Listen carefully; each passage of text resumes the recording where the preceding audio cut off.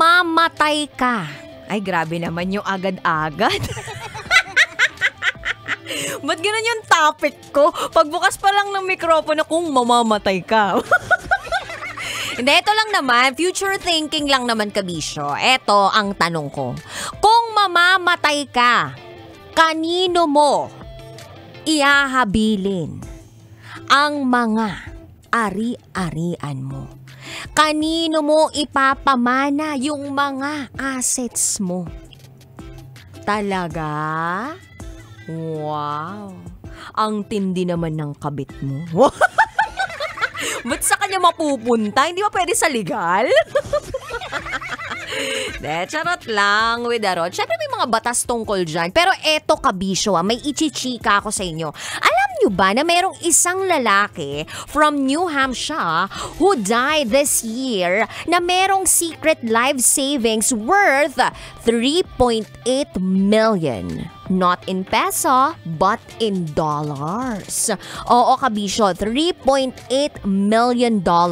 Equivalent po yan ng 211 million pesos na dinonate sa kanyang komunidad na merong 4,200 people.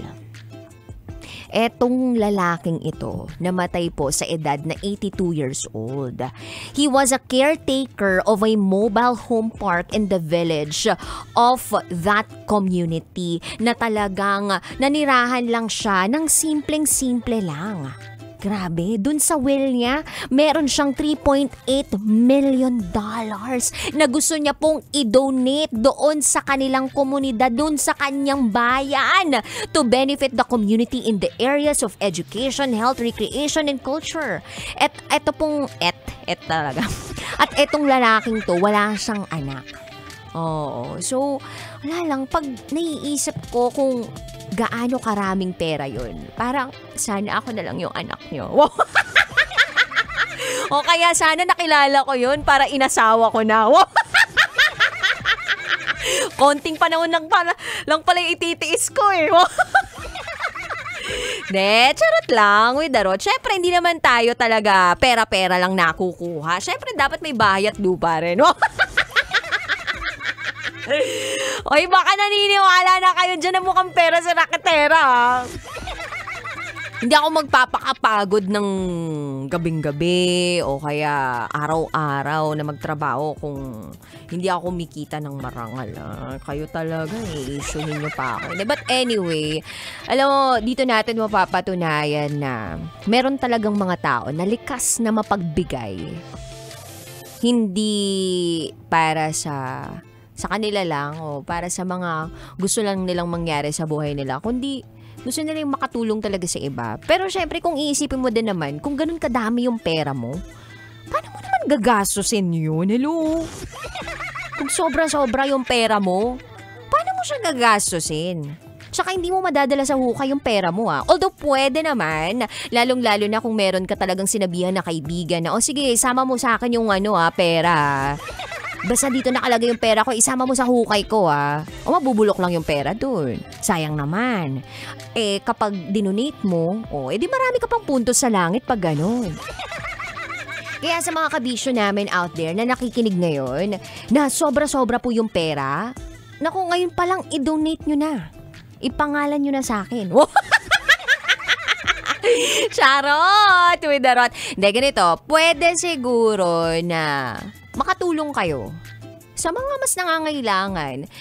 Eto po meron kaming operation tulong. Kaya para sa mga kabisyos namin out there na sobra-sobra yung pera o kaya gusto lang talaga magbigay ng tulong, lapit po kayo sa amin dito sa Love Radio. Baka gusto nyo pong mag-donate o di kaya naman gusto nyo pong sumama sa amin kapag tumutulong po kami sa mas nangangailangan. Okay? So, yan po. Pwedeng passes nyo yan para makaakyat talaga kayo sa langit. Kung marami na kayo nagawang kasamaan in the past, this is your time to change and this is your time to be kind.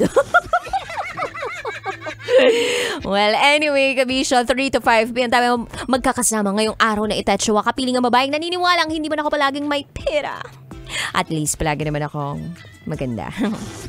This is me, the one and the only DJ Rocky Tera. And today, Thursday, isa na namang panibagong secret file ang aking babasahin. Kaya naman pakilakasan na ang volume ng radyo because for today's radyo ay ibibigay ko na po ang patikan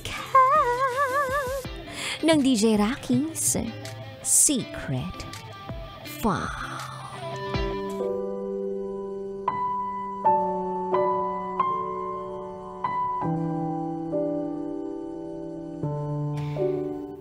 Nahuli kami ng asawa niya.